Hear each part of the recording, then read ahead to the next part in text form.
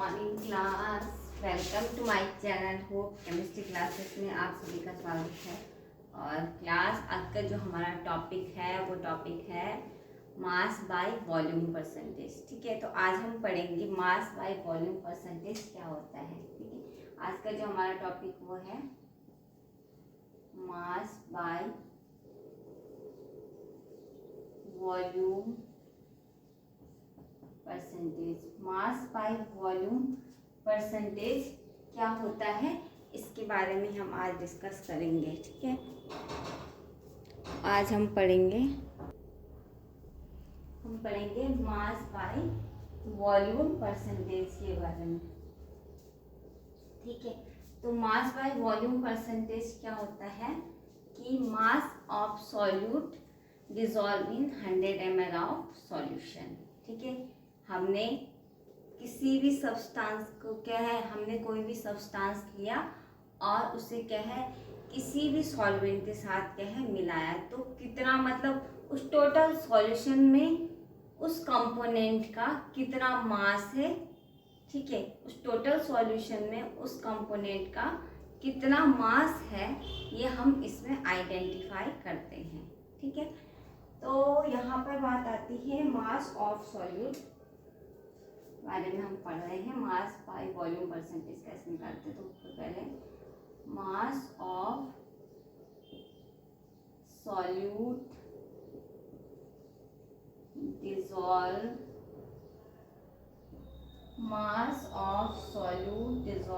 In 100 ml of solution।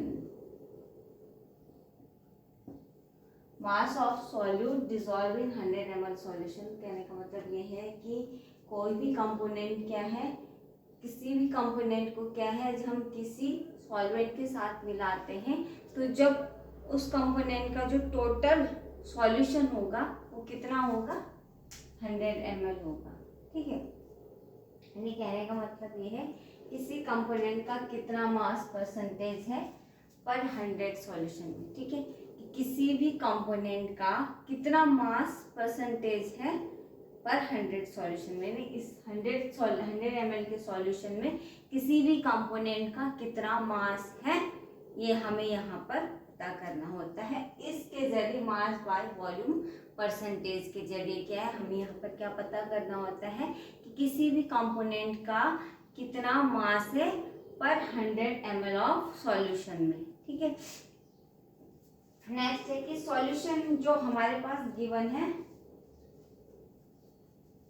ठीक है, जो हमारे पास सॉल्यूशन गिवन है उस सॉल्यूशन में जो उस सॉल्यूशन का जो वॉल्यूम है, ठीक है, जो हमारे पास सॉल्यूशन गिवन है उस सॉल्यूशन का जो वॉल्यूम है, उस सॉल्यूशन यानी जो गिवन वॉल्यूम है उस वॉल्यूम में किसी भी पर्टिकुलर कंपोनेंट का कितना मास परसेंटेज है। ठीक है, इसको हम कहते हैं मास बाय वॉल्यूम परसेंटेज। ठीक है, ठीक है, कहने का मतलब है कि सॉल्यूशन के गिवन वॉल्यूम में उस पर्टिकुलर कंपोनेंट का कितना मास है, यानी सॉल्यूशन के गिवन वॉल्यूम में। ठीक है, जो हमारे पास सॉल्यूशन है उस सॉल्यूशन का जो गिवन दिया गया वॉल्यूम है उस वॉल्यूम में उस पर्टिकुलर कंपोनेंट यानी जो हमने लिया है कंपोनेंट उसका कितना मास है वो कहलाता है उसका मास बाय वॉल्यूम परसेंटेज। ठीक है, और सपोज हमारे पास क्या है, हमारे पास क्या है यहाँ पर 10%। ठीक है, हमारे पास यहाँ पर है 10 ग्राम NaCl का सॉल्यूशन। ठीक है, 10 ग्राम NaCl है हमारे पास, या 10 ग्राम NaCl है हमारे पास। 10 ग्राम NaCl यानी W/, जैसा हमने मास परसेंटेज में लिखा था। ठीक है, उसमें क्या था W/W। ठीक है, वेट बाय वेट, और वॉल्यूम परसेंटेज में था कि V/V यानी वॉल्यूम बाय वॉल्यूम। तो यहाँ पर क्या होगा मास बाय वॉल्यूम परसेंटेज की जो यूनिट होगी वो क्या होगी W/V यानी वेट बाय वॉल्यूम। ठीक है, तो यहाँ पर देखो क्या है इसका मतलब कि 10% ऑफ NaCl, यहाँ पर है हमारे पास कि 10% NaCl है, ठीक है, 10% NaCl है हमारे पास, ठीक है। और इसका हमने बोला कि क्या है W/V, ठीक है। इसका मतलब हुआ कि जो 10 ग्राम NaCl है dissolve in water, 10 gram NaCl dissolve in water such that the resulting solution is such that the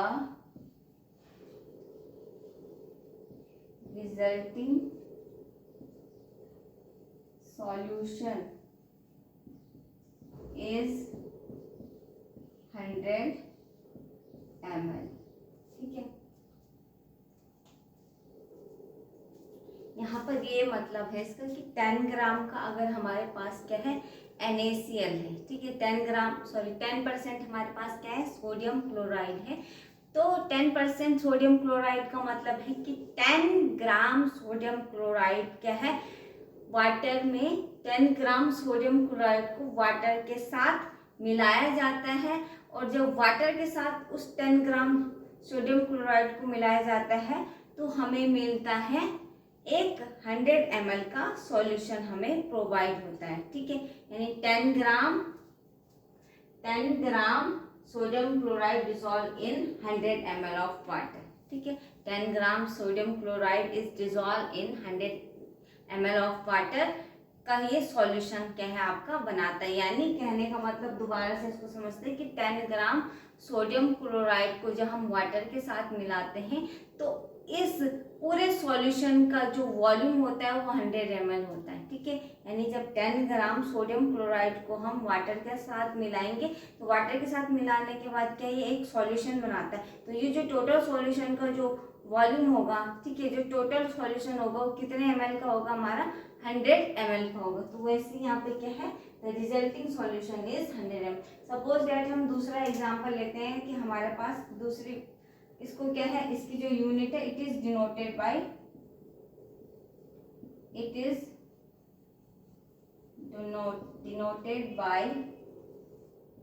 W/V, यानी वेट बाय वॉल्यूम से क्या है इसको डिनोट किया जाता है, प्रदर्शित किया जाता है, ठीक है। और इसके लिए हम अगर हमारे पास क्या है 1% शुगर सॉल्यूशन है, ठीक है, if we have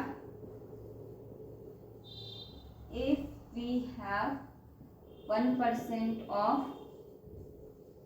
sugar solution, इसका मतलब क्या है कि अगर हमारे पास क्या 1% क्या शुगर का सॉल्यूशन है तो इसका मतलब है कि 1 gram sugar dissolve in water, ठीक है, 1 gram sugar dissolve in water, the total solution is 100 ml, ठीक है। कहने का मतलब क्या है अगर अगर हमारे पास 1% शुगर का सॉल्यूशन है तो इसका मतलब है कि 1 gram sugar dissolve in water, the total solution is 100 ml, ठीक है। कहने का मतलब ये है इसमें कि इसका मतलब ये हो गया कि 1 gram of sugar dissolve in 100 ml of solution, ठीक है, या 1 gram of sugar dissolve in water such that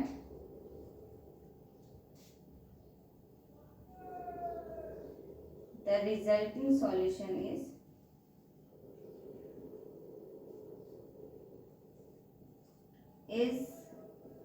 100 ml,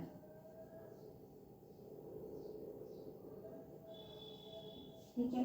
कहने का मतलब है कि अगर हमारे पास क्या है 1% शुगर का सॉल्यूशन है, इसका मतलब ये है कि 1 ग्राम शुगर जो है 100 ml वाटर के साथ डिजॉल्व, कहानी खत्म, ठीक है। 1% शुगर सॉल्यूशन का मतलब होता है कि 1 ग्राम शुगर यानी 1 gram sugar dissolve in 100 ml of water.